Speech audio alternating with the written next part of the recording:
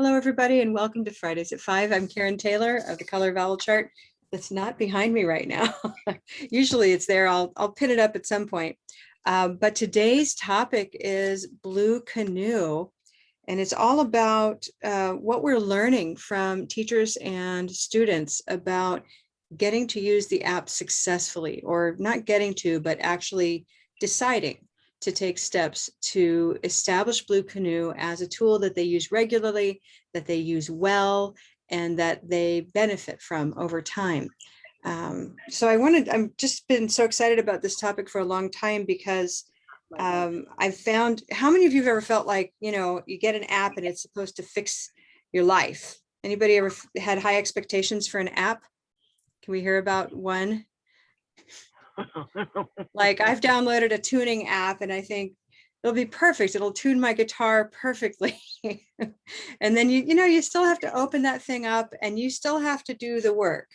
You have to do something to connect what the app offers to what it is you're trying to achieve, right? Any other quick examples of an app that you realize, like, I still have to do the work? Exercise apps, same kind of thing. They can guide you to tell you it's time to walk, but you still have to go do the walk. And yet somehow we find, I find often that learners and teachers sometimes will come and just think, I'll get this app and my pronunciation will be all better. Yeah, but there's still work involved. So I was curious, I'd like to know and see what you bring to the room today. What kinds of things are you doing to bridge that gap between what Blue Canoe is capable of providing and what it is your learners need to be doing? And I'll be highlighting some of those ideas from a group that I recently interviewed, but at first I'd like to just kind of warm up with some input from you. So what are some of those dialogues that you've had with learners?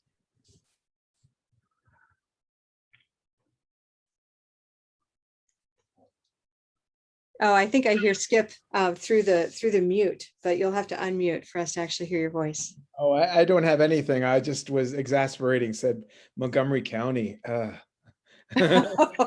Okay, so I think you want your students to be able to use it, but it's tricky in a public school district that has a lot of heavy, control over what you do, right? I'm going to welcome a few more people into the room. Well, another way to warm up, just because I know, it's Friday and I'm asking you to produce ideas, would be, let's just take out our phones. Those of you that have Blue Canoe, let's make sure we know what we're talking about. And for anybody in the room who's new to Blue Canoe, I'm going to be showing it here in my document camera. You can find that, and Jennifer, maybe you can provide a link to the Blue Canoe teachers, or just to the Blue Canoe page. But if you would look for Blue Canoe Learning in the App Store, you can download the free version there. So it's Blue Canoe Learning is the search term in your App Store or in Google Play. And teachers, you can request a free premium account. So I would do that before you actually create your own login.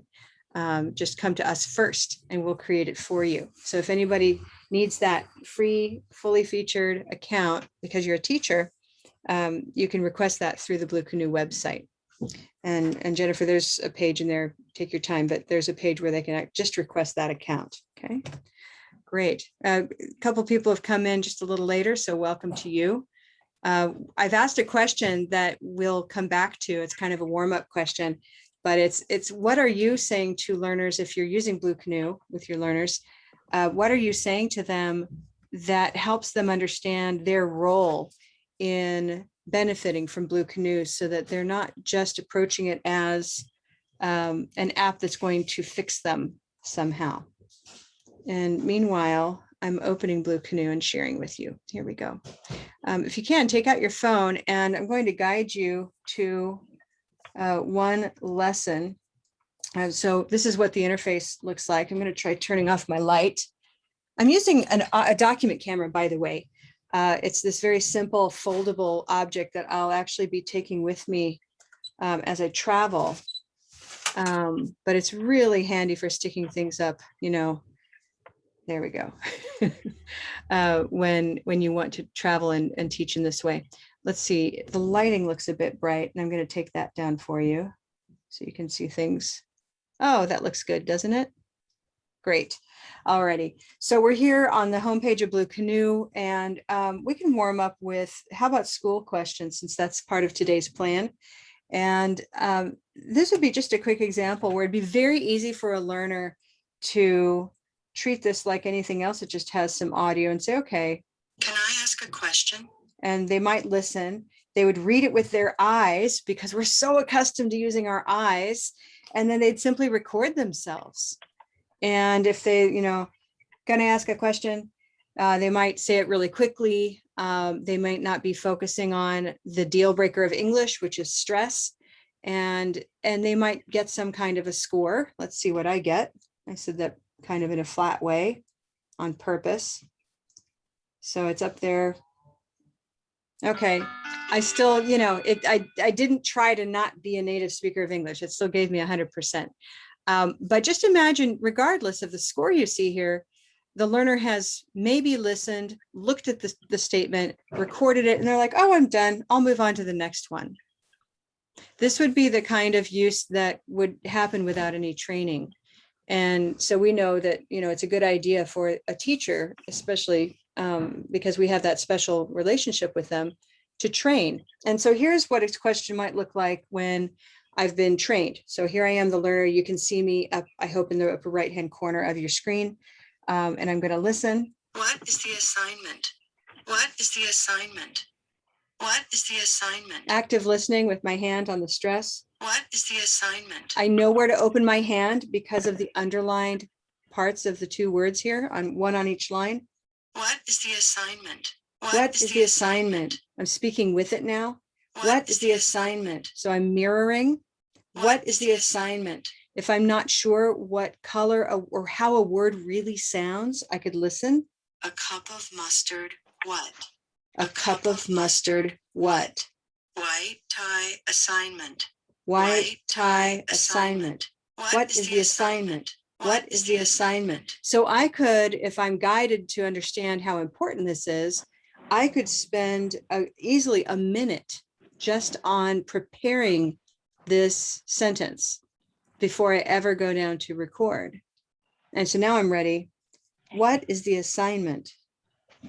And a learner, with all of the, the differences in the way their first language works and the way they've learned English and the way English works, they're very likely to get a much higher score when they use this strategy.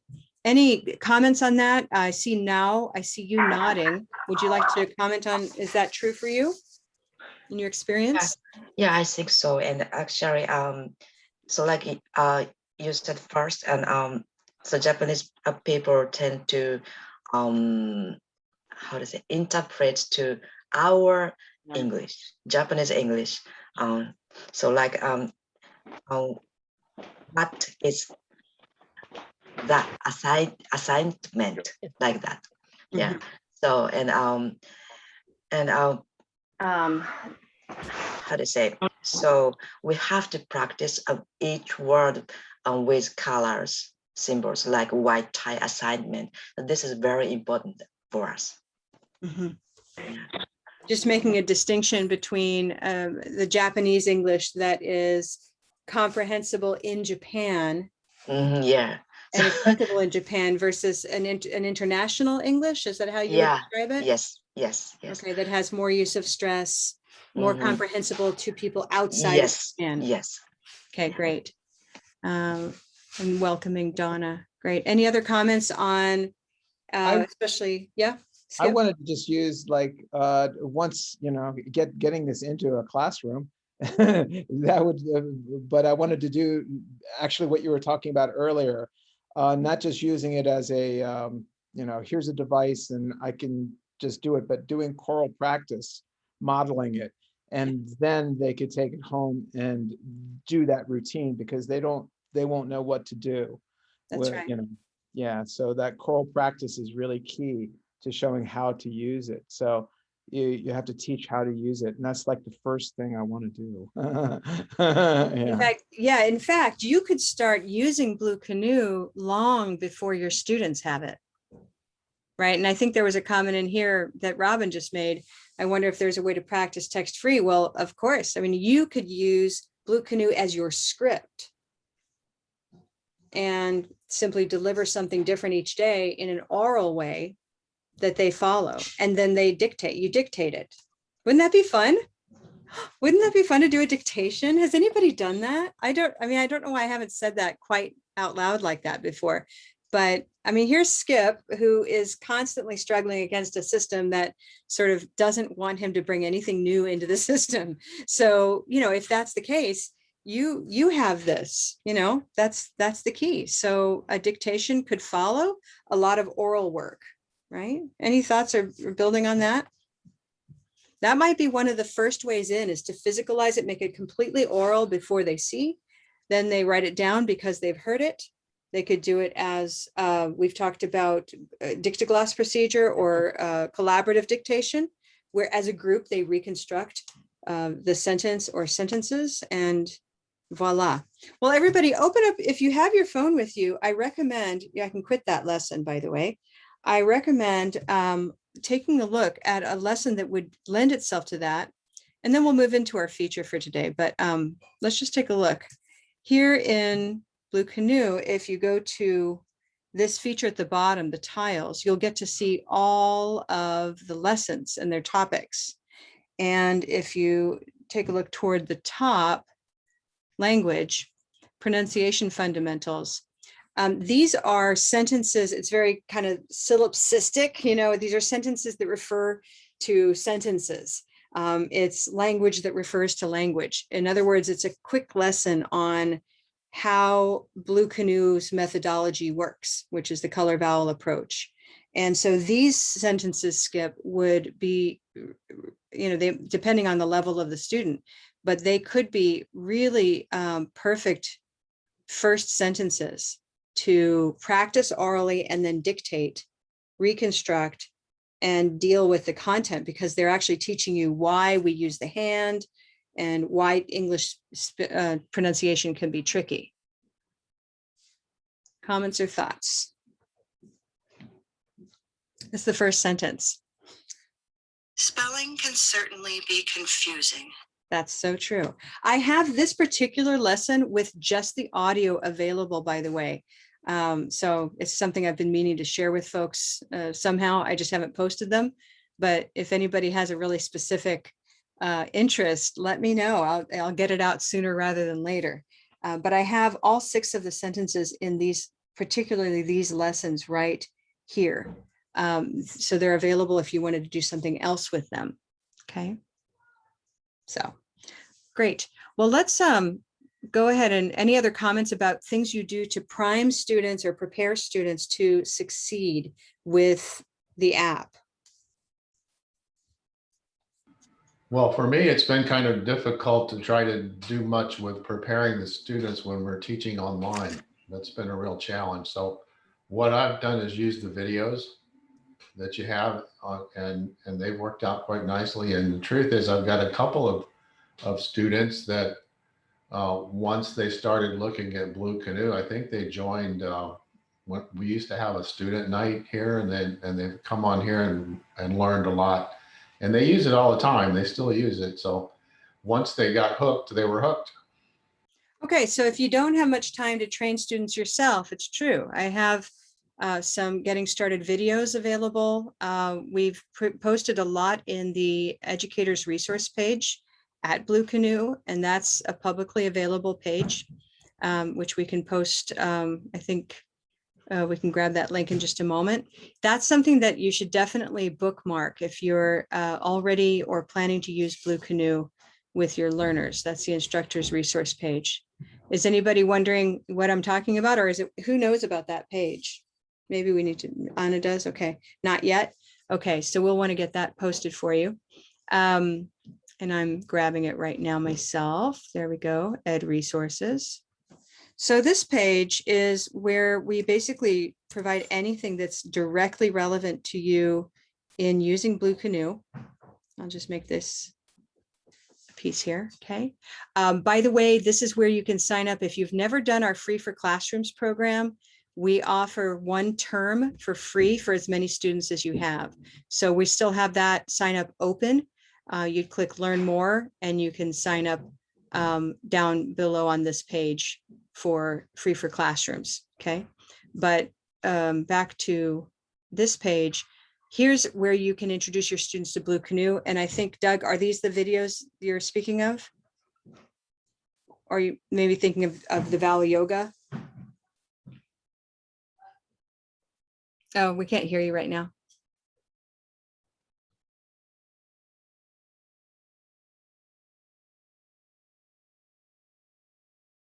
Okay, you're going to work on an audio difficulty. I'm not sure why it won't unmute, but these are specifically for introducing your students. And there I model this very strategy that we've just been using, that I was modeling for you. Okay. So yes, I used this one, but there's also one other one that that has, I think her name is Bridget, the girl that was on there doing it, that found the word she learned how to pronounce. And that was really a good video. So my students could identify with that one. Okay, I'm curious if I'm not sure which video you're talking about. And now I'm wondering if I've never seen it. So I'd be curious if you find that and share it with us. That'd be wonderful. Wonderful. And so do familiarize yourself. This section is for you, the teacher. I'll make this a little bit bigger if it's not very visible.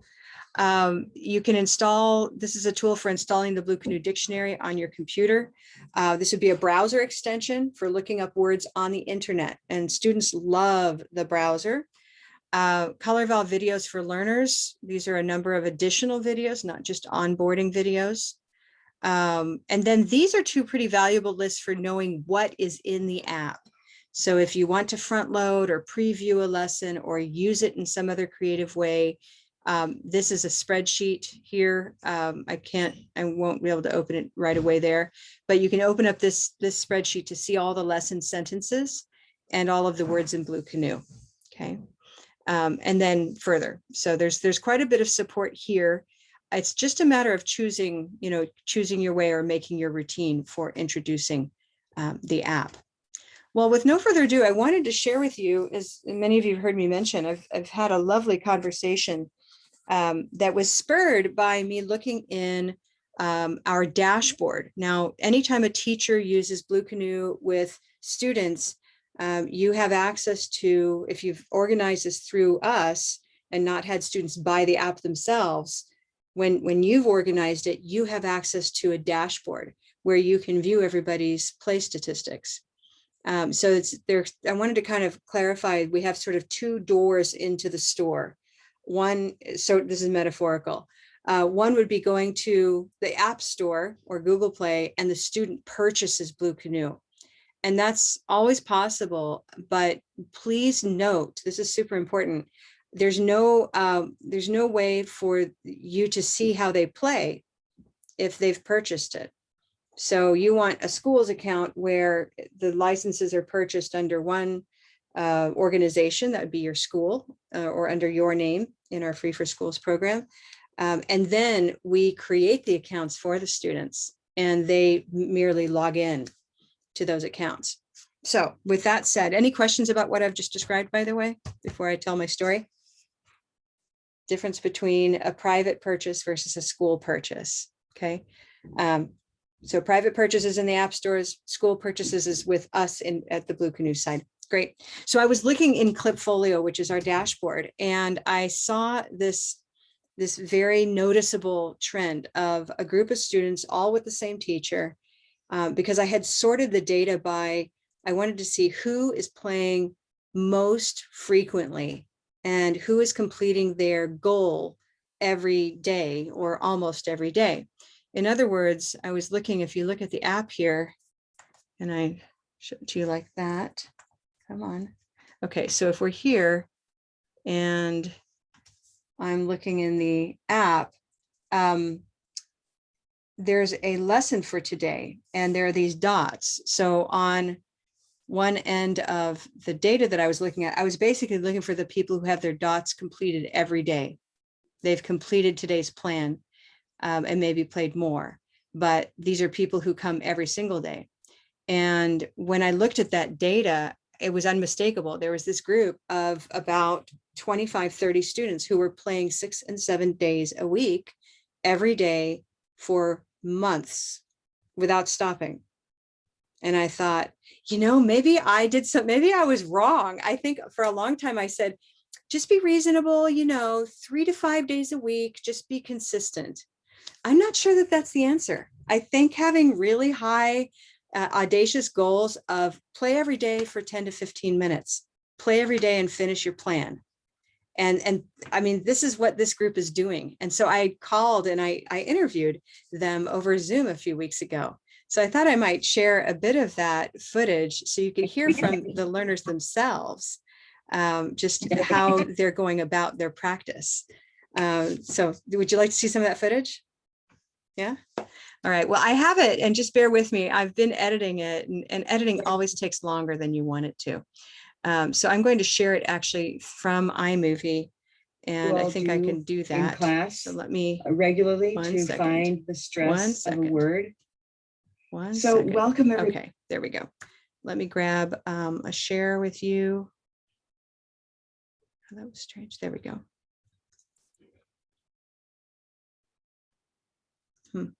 What are you looking at right now? Can somebody tell me? Are you looking at a screen? We're looking at Donna Blanton's merch. Yes, Donna and Steve have matching merch, and they were enjoying. Oh, I love that mug. I haven't seen that. Okay, That's the tea mug. that's really fun. Yay. Yeah, the problem is I got all 3 of them, and I'm having to decide which one to keep. We have enough mugs in the house already. Yeah, I'm sure like none of us have like a mug shortage. I don't think so. Especially as a teacher. Exactly. All right, so we're going to see how this works. I might do a little bit of a tech check with you, but let's try. Here, I want to do iMovie. Everyone's looking at my iMovie, bearing with me. Great. I'm going to see what it's like right now if I expand this. I teach a lot of kids, but That's great. have also. You can see the whole, just the picture. Yep. Beautiful. All right, so this is what we're Is looking the at. teacher the one who's below you? Yeah, so let me do a bit of explaining. So this is always me learning about Zoom. Zoom doesn't keep people's names, right, when it records. I didn't really get that until now. Yeah. So now you know. So the other thing is these are, as you'll hear in a minute, I'll have Christine, who is the teacher. This is the teacher. She'll introduce herself.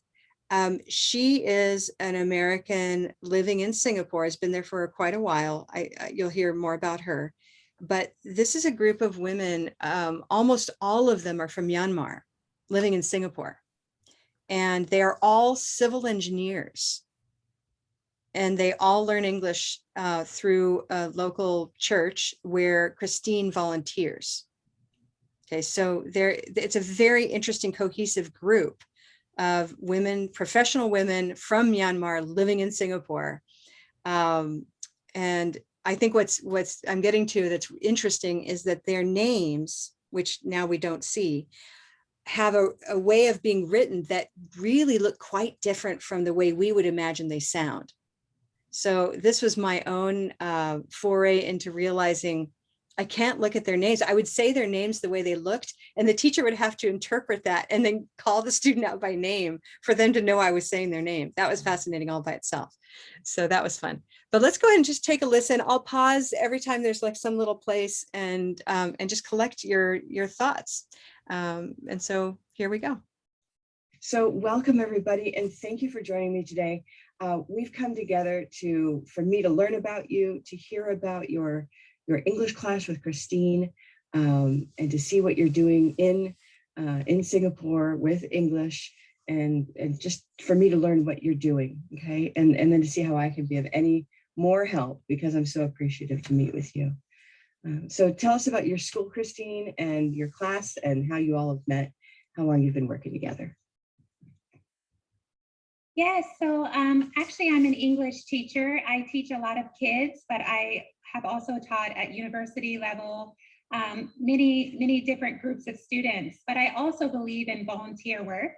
So in my free time, I do volunteer at the International Baptist Church here. And I got a group of students from Myanmar. They're all mostly women engineers. We also have a couple of Taiwanese students. And so a lot of them, or most of them, speak very good English, but they have problems with pronunciation. So they use English for their jobs and they really want to improve their English.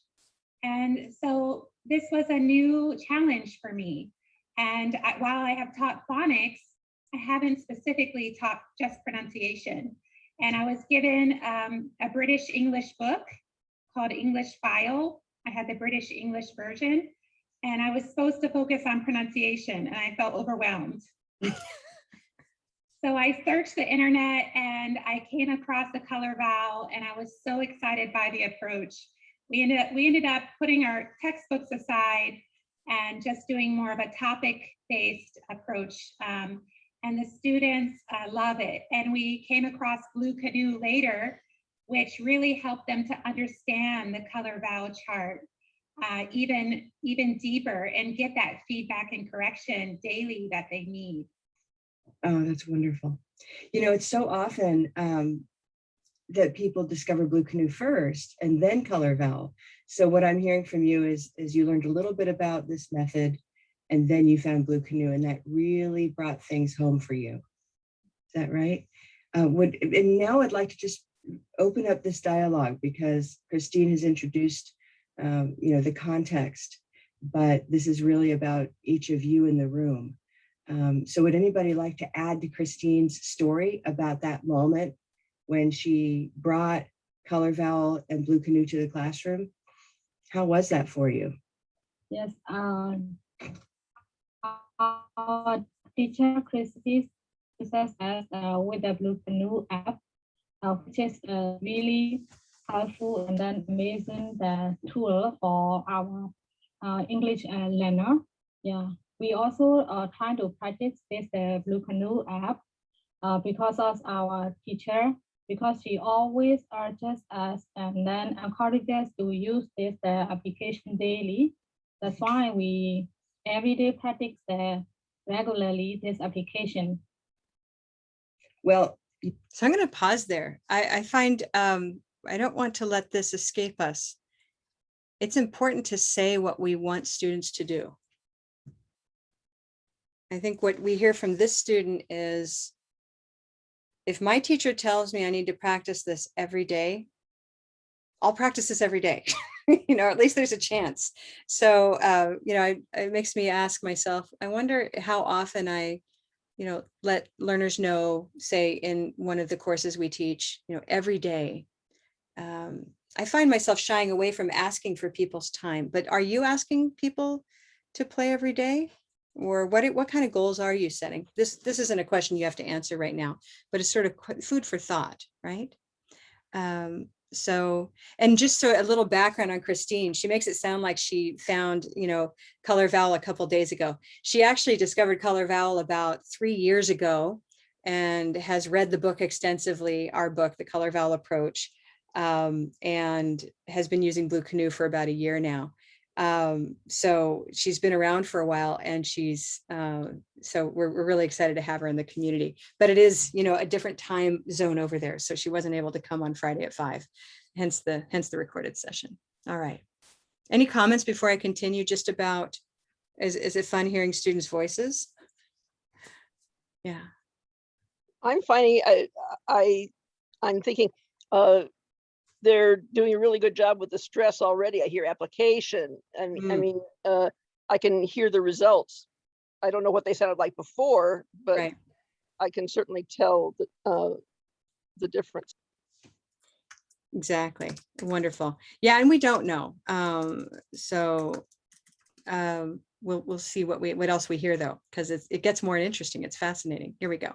You do. This is what I find so striking is when I look, because I work for both companies, I'm the author of the color vowel chart and I'm the voice of Blue Canoe. I look into the statistics and you all are the top players in the world. That's the truth. You play every day, and you play not just every day for a week, you're playing every day for weeks and weeks and weeks. And that's very striking. I mean, it's literally striking because you're at the top of the data. so I had to call Christine because it's phenomenal. You know, you're really the champions. So we have, you know, lots of teachers and students who use Blue Canoe in their class. But why do you think you're able to maintain this habit? I'd like to hear some of those reasons. When do you play? How do you decide to play every day? What are your motivations? Okay, Faith, I saw you raise your hand. Yes. Yeah, good evening, Karen. Nice to Hello. see you. We practice regularly. I realize that by practice regularly, I remember which syllable to be stretched and what color or that syllable is very useful for us. Then I more understand about the color vowel by this Blue Canoe application. Mm-hmm. Yeah, then another thing very important, our teachers of course play an important role to give us a mindset that we need to practice more and more to overcome our habits that we have been used to for many years. Speaking habit, improper way speaking habit that have been used to for over 10 years since we are in the Singapore. Wonderful. And so you just have a routine that this is the time of day when you use the app? Yes. Mm-hmm. How many of you have a routine where you use the app the same time every day? Okay, good evening, Karen. I'll just step in and mention, when I asked that question, only about 4 people raised their hands, and I need to put that part back in, but I was surprised because everybody else basically says their catching is catch can, but a couple people will speak up who have a regular routine. So I'll continue. I had a question for you, Karen. I was thinking you must be a celebrity. I mean, how did they feel about having you come visit them as the voice of Blue Canoe? I mean, you're the person they've been listening to for months and months. Right. Yeah. Well, I have to say, you'll notice I'm doing these edits, and it's because, first of all, there's a cultural clash going on here of me saying, tell me what you think, you know, and this is Southeast Asia, and they're silent. So there are all these moments of silence, like, you know, 30 seconds where everybody's just sitting there, and the teacher says, maybe I should go ahead and call on people, you know, and so there's all that kind of negotiation of who's going to speak. So I wanted you to know, I'm going to find ways to convey that, because I think it's appropriate that they're not just like, hey, let me talk. But yeah, there was a little bit of that, I suppose, where you know, I'm so happy to meet you. I'm like, yeah, me too. So it's always strange to meet somebody whose face or voice you've heard, don't you find? But yeah, there's a little bit of that, I suppose. And thank you for the warm words over there in the chat. All right, let's listen. I have been in Singapore almost 5 years. But I'm a beginner who joined the Blue Canoe for about 8 months. Initially, I thought it just like homework. Then it became very interesting and effective. Mm-hmm. Now, I practice Blue Canoe, become my habits, and it's the first thing after waking up every day. Uh-huh. Woo! That's the part that makes me cry a little bit. It's the first thing I do after waking up, you know, just to get that. What do we want to say about that? I think it's sort of like exercise, you know, like you have an exercise plan and you do a catch can, or you have to tell yourself it's the first thing I do. I don't do anything else until I get this done, or it doesn't get done. So I think it's, you know, probably a universal human habit. to kind of just get moving with it. And she's been here 5 months. This is the gal down here in the bottom with the mask on. I think it's relevant to note, we can understand her pretty well, even though she has a mask on. So we're just listening to her without any facial cues. And for 5 months of exposure to English like that, it's pretty amazing. So I love listening to her say that. So you do it the first thing after waking up. Yes. And how do you just go with the daily plan? Is that you complete the plan and then and that's all, or do you choose a lesson that you like? Because I live with my husband only couple, so I have no chance to practice. So it's one chance to practice my English every day. I just follow schedule. That's right. So it's good. You just do the daily plan and complete it, and then you've done it for the day. Yes. It's just like me. I go for my walk every morning so that nothing can interrupt me from my walk, right? If I wait, then I don't get the walk in. and we all know how that works. But I think it's actually more than just take your walk. I was thinking about it, that she says, I just do the plan, because then she doesn't have to think about what to do.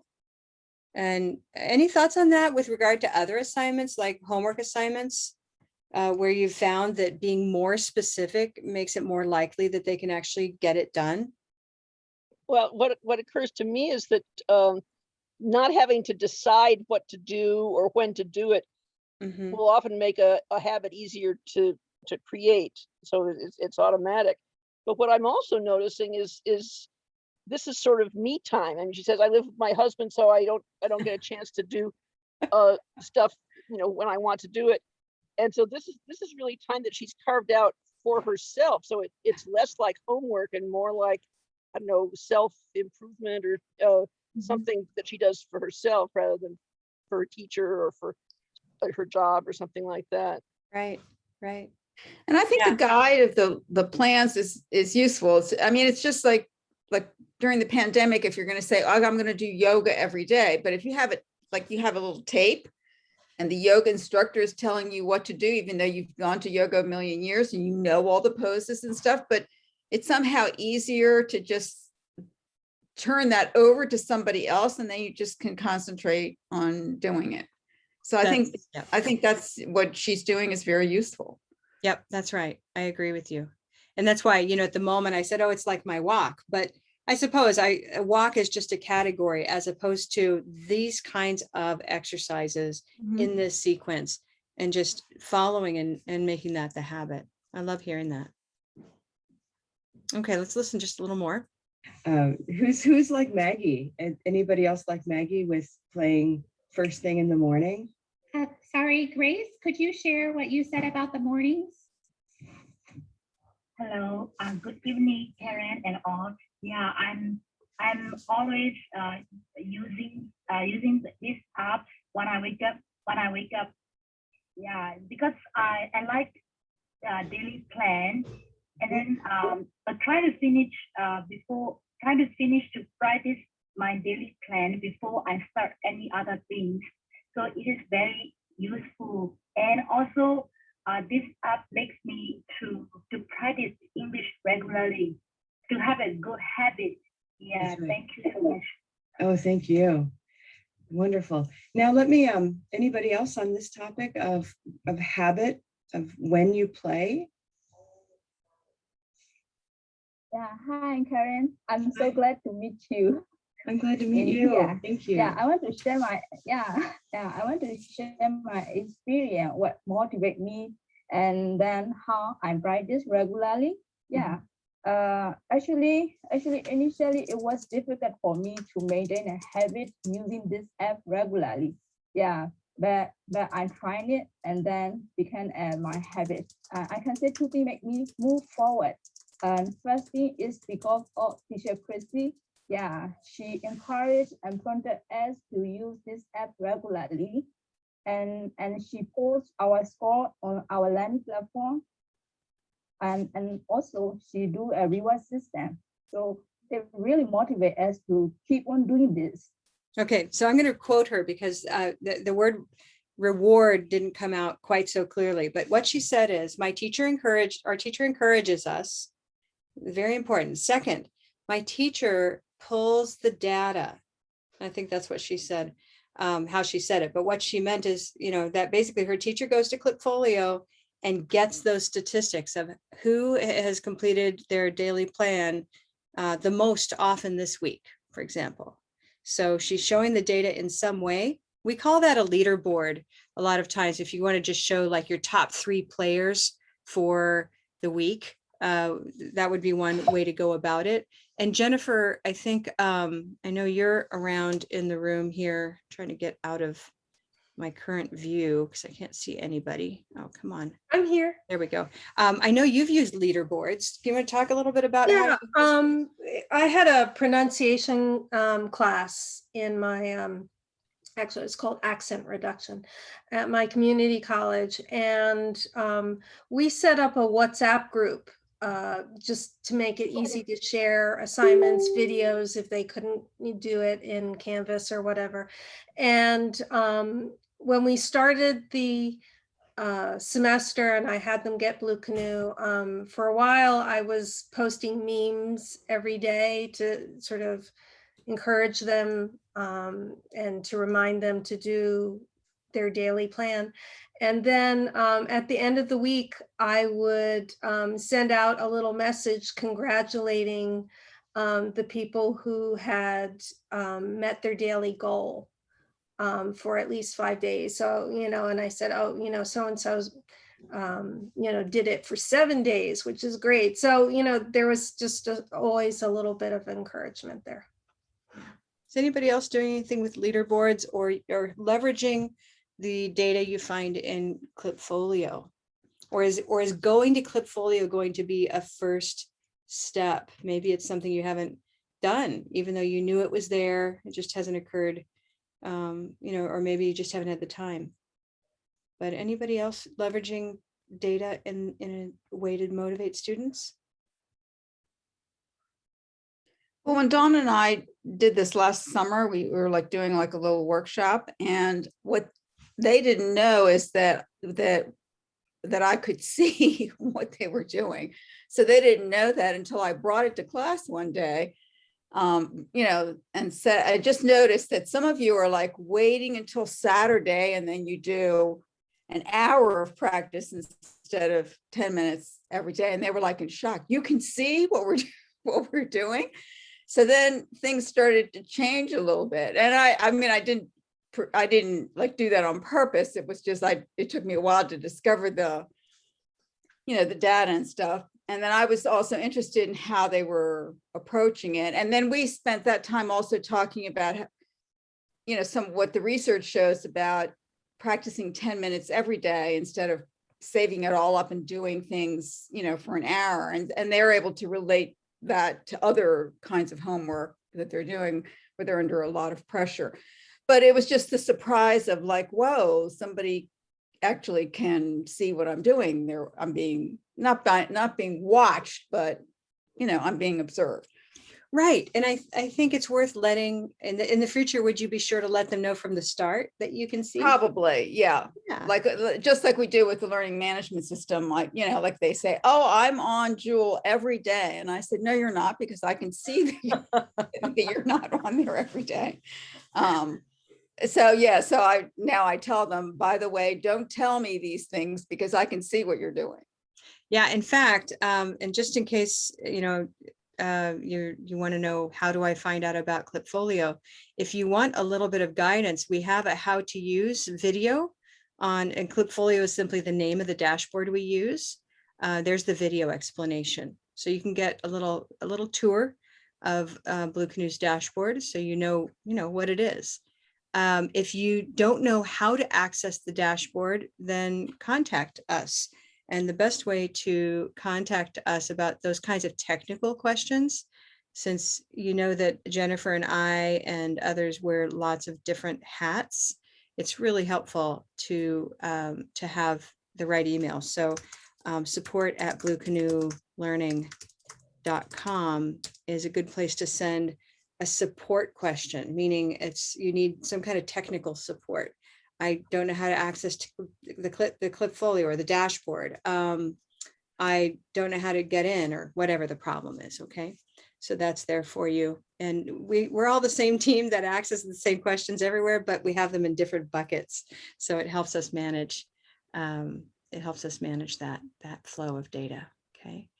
And Jennifer's just posted some kind of you want to tell us what that is? A resource? Oh, we can't hear you. Sorry. Happy Friday. Yeah, it's Friday.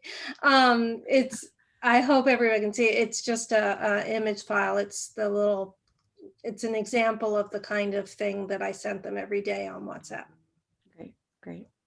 Yeah. So, if you're using a content or a course management system, using something like Canva, if we're talking about tools, using something easy like Canva to make your little celebration memes or, some kind of a little graphic is really sustainable. And Canva has a free account for folks. If you've not used Canva, it is just like it sounds, and like canvas without the A. And it just filled it in for me. It's not Canvas, it's Canva. So there, I made a period after it. It's there in the chat for you, canva.com. All right, just a bit more. They actually shift topics. These ladies taught me a lot in that time that we had together. So if I come back over to my iMovie area, yeah, I thought I'd go here. Let's go ahead and listen just a little more. There's a second topic here just about Blue Canoe and habit formation, actually getting into the sentences. Okay. Yeah, and second thing, it really helped me to develop my pronunciation correctly and using written and knowing where to stress and so on. And also I can practice like with native speaker every day, every time. Yeah. So I just love hearing a learner talk about pronunciation the way we do. I mean, isn't that neat? Like, she's talking about the stress, she's talking about pronunciation. I mean, she really has an awareness of the tools needed to be more comprehensible as she's improving. Yeah. I feel like that. Yeah. So I like Blue Canoe very much. And also I'm practice at night after work. Yeah. I'll just share a bit of this with you. We can take like a little brain break and do some color vowel for a minute with your names. Okay, sure, that's great. Theory. Yes, my name is Green Tea Theory. Theory, let me find you. I'm trying to look for you in the chat. I mean, in the window. There you are, Theory. Do you want to try with your hand like I do? Green tea. Here I'm Green Tea Theory. Wonderful. Oh, nice to meet you, Theory. And glad to meet you, Miss Karen. Shui.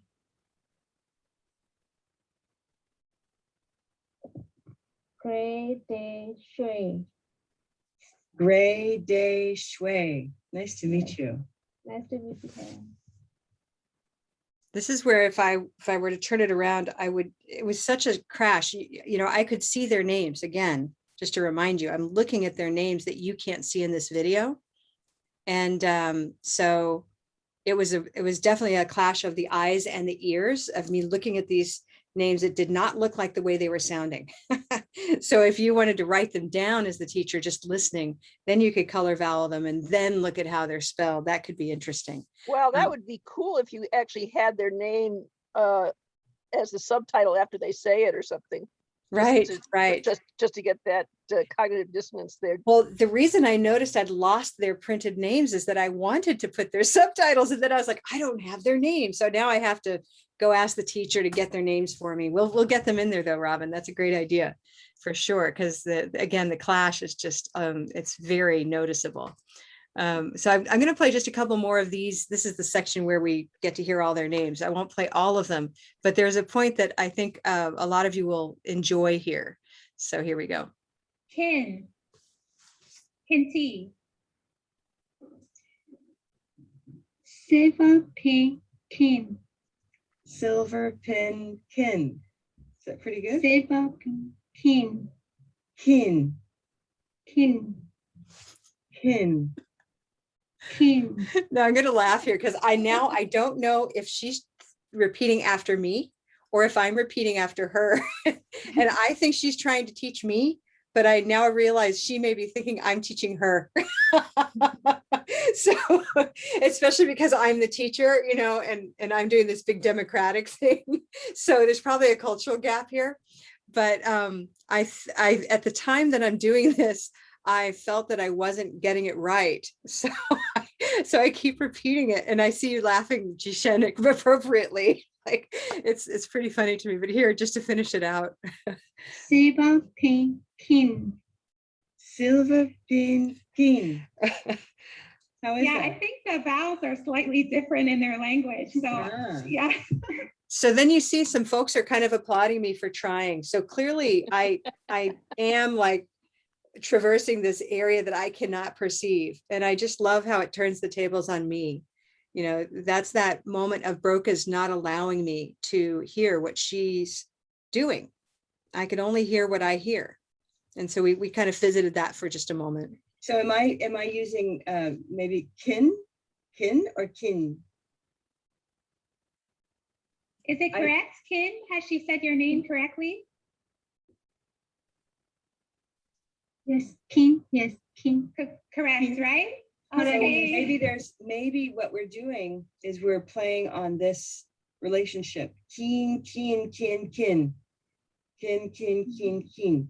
So your name is somewhere in this area, right?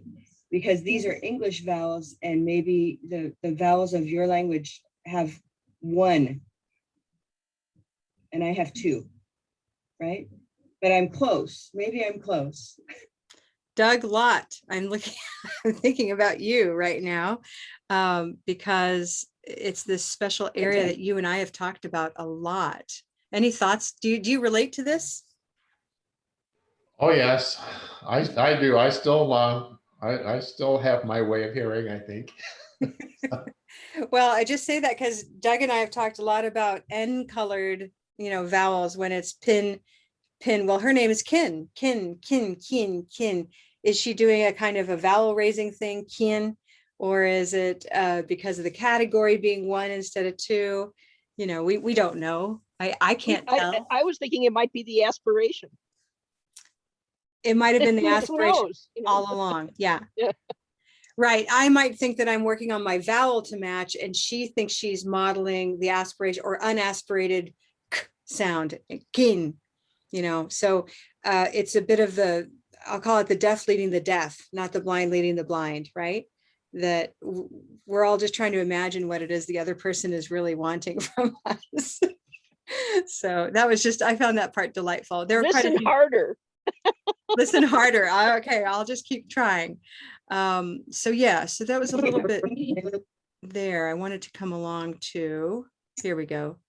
So I wanted to share with you a little section. Again, this is an interview for anybody who's joined later, an interview that I did with a group of women learners in Singapore a couple weeks ago. These are all women from Myanmar, except for two who were from Taiwan. And I'm interviewing them about their very successful, very consistent use of Blue Canoe and trying to understand what makes them tick so that we can use that and use it with our students. Because we know we go through so much work just to get the app ready for the students.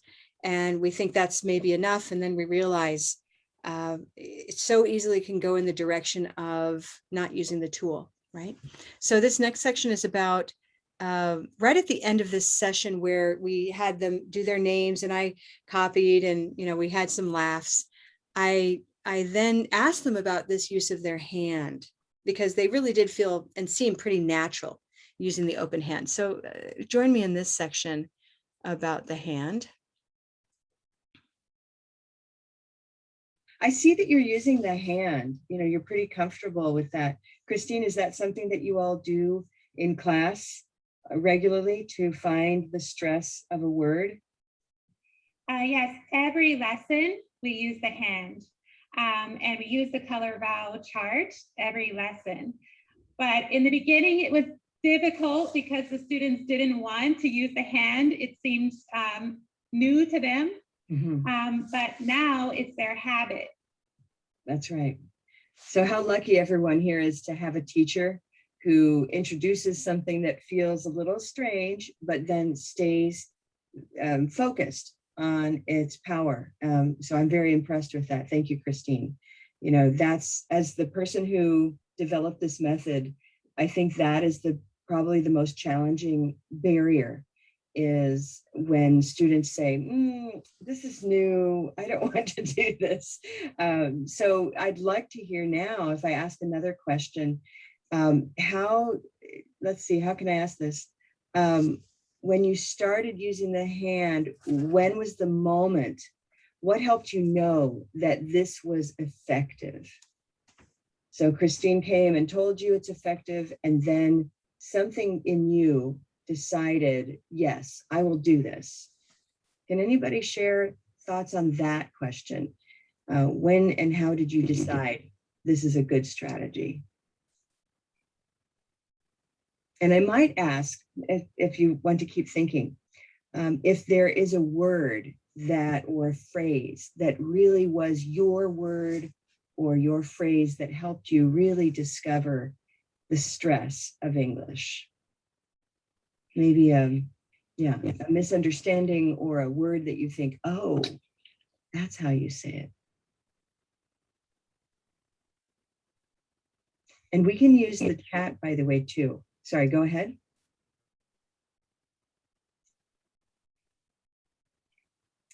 If you have a word.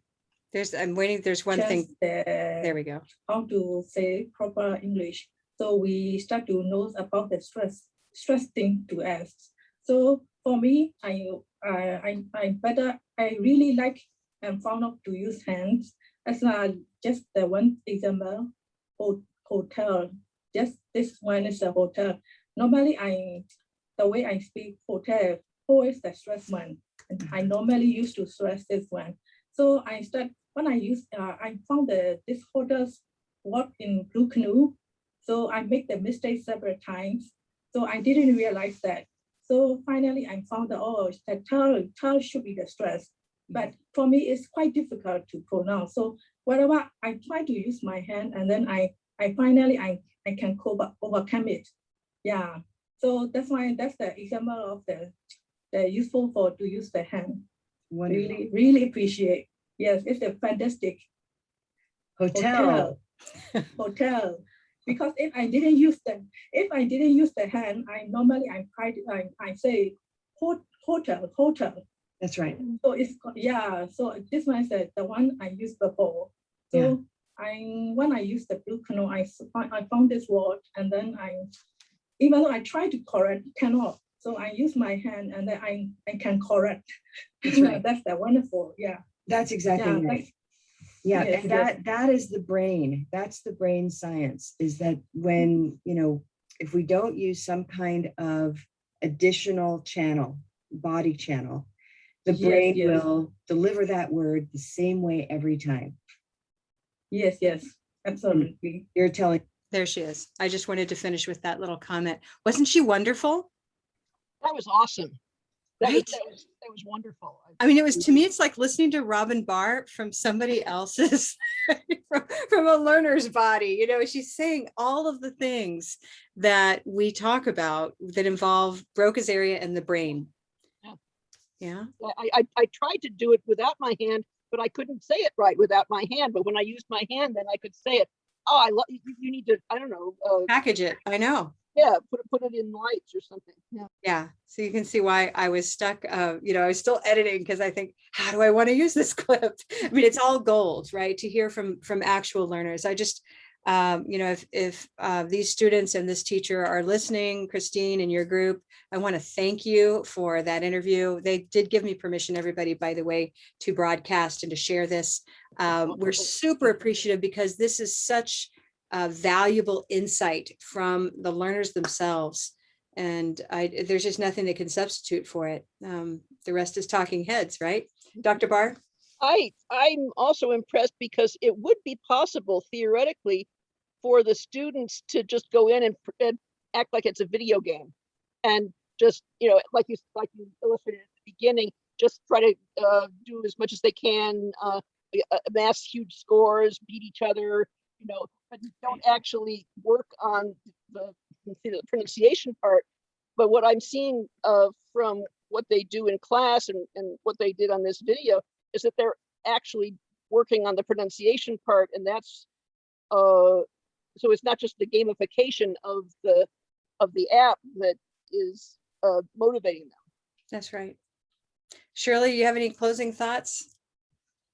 Does this give you warm and fuzzies? Yeah, Doesn't it? it's delightful. Yeah, I've had tears in my eyes a couple times today. So I mean, during this session, it's really something to see this translated.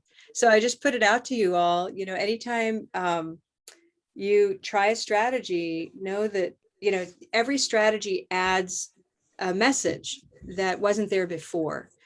They're not going to use it 7 days a week unless I think that's the message I hear. The teacher plays a huge role in inspiring a student to aim for that goal. And you play a huge role in establishing how to use the app, how many times to listen to a repetition. It all matters. And if, you know, you just think of one move you can make to add one message to your current message platform, I highly encourage you. Okay. I want to thank everybody for coming today. Any other closing comments before we head out to our 4th of July weekend? I want to say hi to my dad. He's right there. Everybody say hi to my dad, James Taylor. Good to see you here. Your mom was there too, but she Hey. disappeared. Oh, there's my mom too. Proud Papa. Hi, Sarah. So we're getting excited. We're getting ready to, you know, to fly around. So I'm getting my arms ready, warmed up. All right. Thank you, everybody, for coming again. This is the last Friday at 5 for the summer. Watch for any emails about these watch parties that we might be hosting. That'll be reruns of our most popular sessions. We'll announce those in advance. And we'll be back in, let's see, July, August, September. I believe it's the 3rd, whatever that Friday is. Maybe it's the 2nd, but we'll be back in September. Okay. Have a wonderful, safe summer. Teach well and stay in touch. Huh? Have a great trip. Thank you very much. Everybody rest well. Be well. Take care. Bye-bye. Bye. Thank you. See you. Bye.